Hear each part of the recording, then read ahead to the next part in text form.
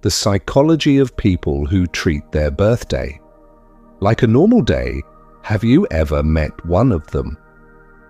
The person for whom the great, glittering and socially mandatory carnival of their own birthday is met not with joyful anticipation, but with a quiet and almost unnerving indifference. While the world around them prepares the balloons, the cake, the chorus of performative well-wishes, they seem to stand apart, a calm and solitary island in a sea of forced festivity. They do not want a party. They do not want the presents. They do not want the attention. They want, it seems, for the day to simply pass, for it to be treated as what it is, a Tuesday, a Friday, just another day. You have likely looked at this person with a sense of profound and disorienting confusion. You, a citizen of a culture that has elevated the celebration of the self to the level of a sacred duty, cannot comprehend their apathy. It feels like a form of psychological heresy. You see their indifference and you diagnose it with the easy, pre-packaged labels our world provides. They're just depressed. They're being difficult. They have low self-esteem. They're no fun. You see their refusal to celebrate as a sad and pathetic failure, a quiet and joyless rejection of one of life's simplest and most essential pleasures. But what if you are wrong? What if their indifference is not an absence of joy, but a presence of something far deeper? What if their refusal to participate in the carnival of the self is not a sign of their low self-esteem, but of a profound and terrifyingly high one? What if they are not the ones who are broken, but are in fact the canaries in the coal mine of a deeply narcissistic and inauthentic culture? The brutal and uncomfortable truth is that the person who treats their birthday like a normal day is not always a joyless misanthrope. Sometimes they are a quiet and courageous rebel. Their indifference is not a sign of their emptiness. It is a sign of an inner world so rich, so substantive, and so sovereign that it does not require a single, designated day of external validation to feel its own worth. They are not at odds with celebration. They are at odds with the shallow, performative, and soul-crushing version of it that our world has come to demand. And in their quiet, defiant, and deeply misunderstood stillness lies a secret and powerful teaching for us all. The primal wound, the ghost of the uncelebrated self. To understand the psychology of the person who ignores their birthday, we must first understand that this is not a monolithic category. This is a vast and complex landscape of the human soul, and it is populated by many different kinds of inhabitants. And for many, the roots of their indifference do lie in a deep and primal wound. This is the person whose birthday was, in their childhood, a day not of joy but of profound disappointment, of neglect, or even of trauma. They are the child whose warring parents used their birthday as another battlefield. They are the child of the narcissistic parent, for whom the child's birthday was an inconvenient and resentful reminder that the spotlight must, for a single, begrudged day, be shared. They are the child of the depressed or addicted parent who simply did not have the psychic resources to make their child feel seen and celebrated.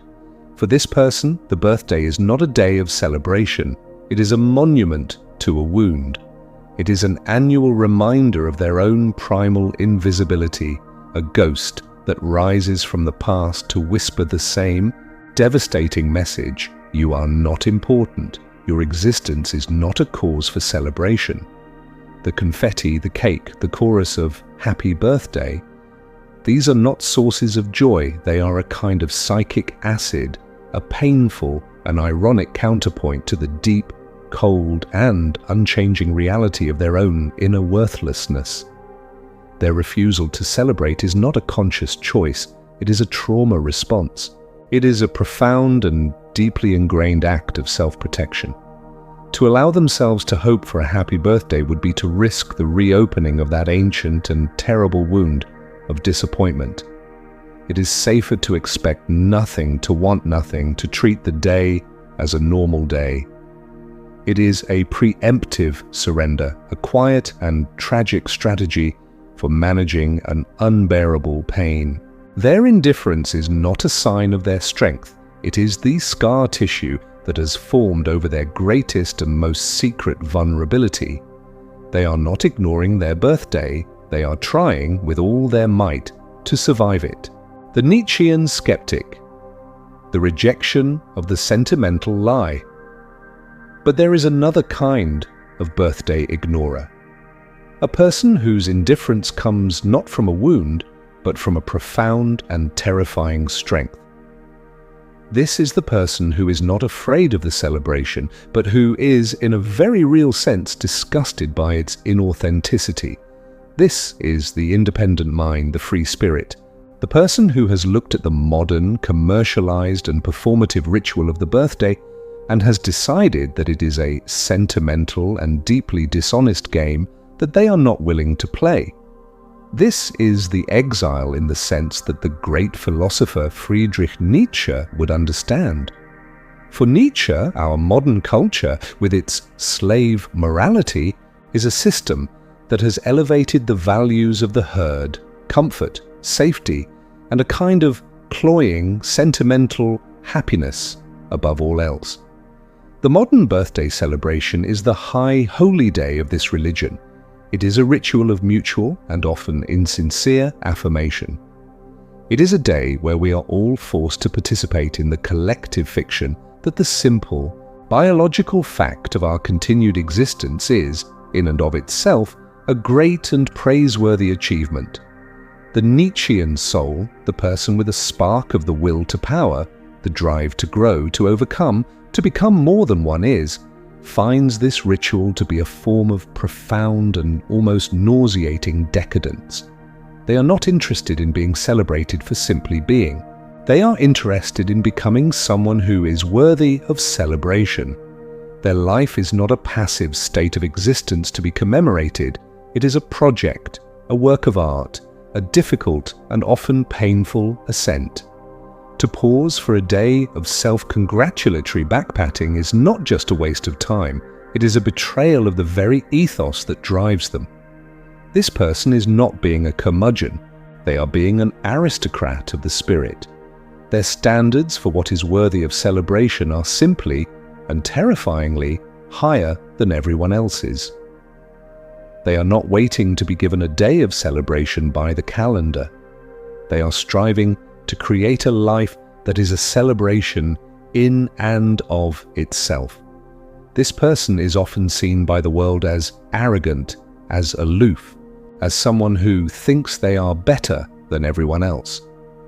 And in a sense, this is true. They do believe in a better, in a higher, more difficult, and more noble form of human existence. Their indifference to their own birthday is not a rejection of joy. It is a rejection of the cheap, easy, and unearned joy of the herd. They are saving their capacity for celebration for something that is actually worthy of it. The triumph of the will, the overcoming of the self, the birth of the Übermensch.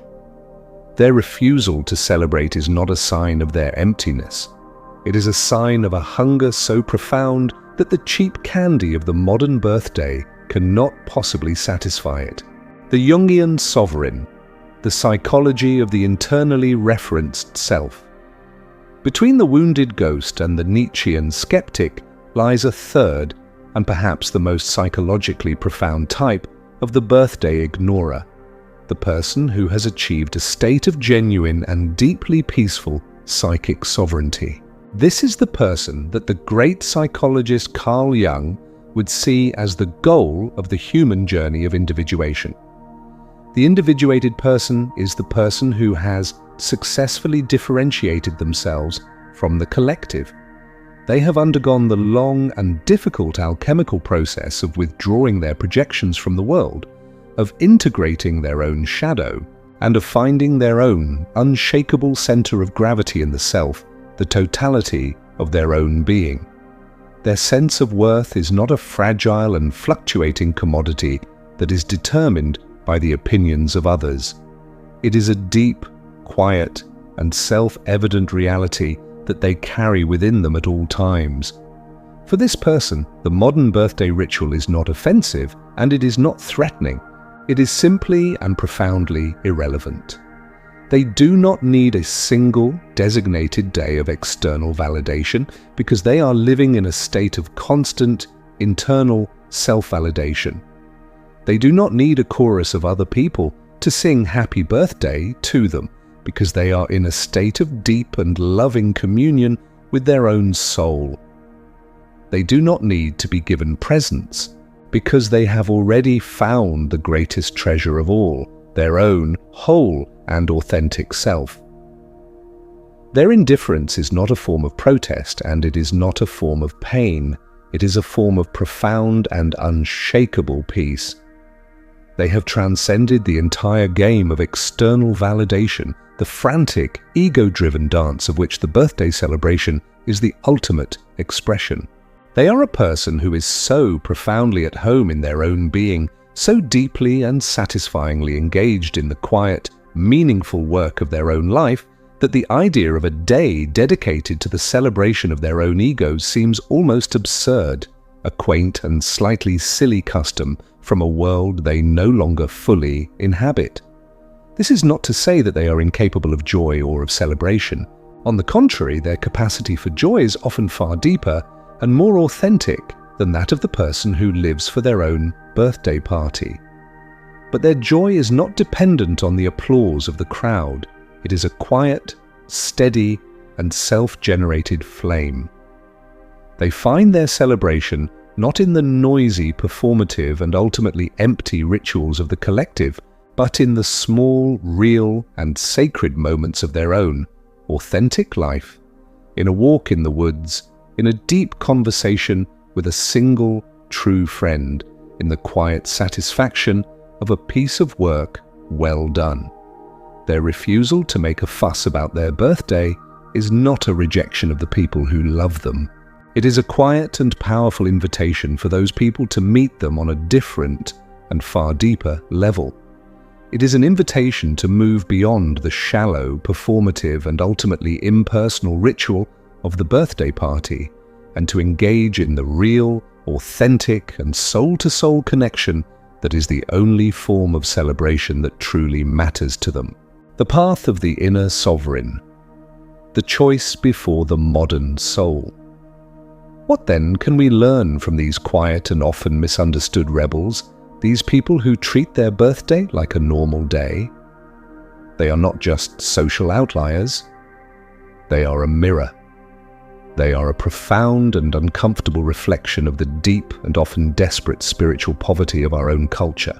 They show us how addicted we have become to the cheap, fleeting, and ultimately unsatisfying drug of external validation. They show us how much we have come to rely on the applause of the crowd to feel our own worth. They show us how much we have forgotten the art of celebrating ourselves from the inside out. The path of the person who ignores their birthday, whether it is born of a wound, of a strength, or of a profound, integrated peace, is the path of the inner sovereign. It is the path of the person who has, for whatever reason, been forced or has chosen to find their own center, their own source of validation, their own meaning entirely within themselves. The journey for the person who is trapped in the painful and unwanted indifference of a primal wound is the journey of transforming that indifference from a trauma response into a conscious choice. It is the work of healing the inner child who was never celebrated, of learning to give oneself the love and the validation that were never received, and of finally arriving at a place where the celebration of others is no longer a threat, but is simply a choice that one is free to accept or to decline. And the journey for the rest of us, for the ones who live for the birthday party, for the ones who measure our worth in the number of Facebook messages we receive, is to have the immense courage to ask ourselves what we are truly celebrating. Are we celebrating the authentic, integrated, and ever-becoming self? Or are we celebrating the persona, the mask, the carefully constructed and deeply fragile identity that we are so desperately trying to sell to the world? The person who treats their birthday like a normal day has given us a great and terrible gift. They have shown us the possibility of a different kind of life, a life that is not dependent on the fleeting and fickle opinions of others, a life that is grounded in a deep and unshakable sense of its own inherent worth, a life in which every day, not just one, is a quiet and sacred celebration of the miracle of its own existence. They have shown us that the ultimate form of self-love is not to demand that the world celebrate you for a day, but to build a life that is so rich, so meaningful, and so authentic that you no longer need it to. And in that quiet, profound, and deeply revolutionary indifference lies the secret to a freedom that no amount of presents or parties or empty praise can ever hope to buy.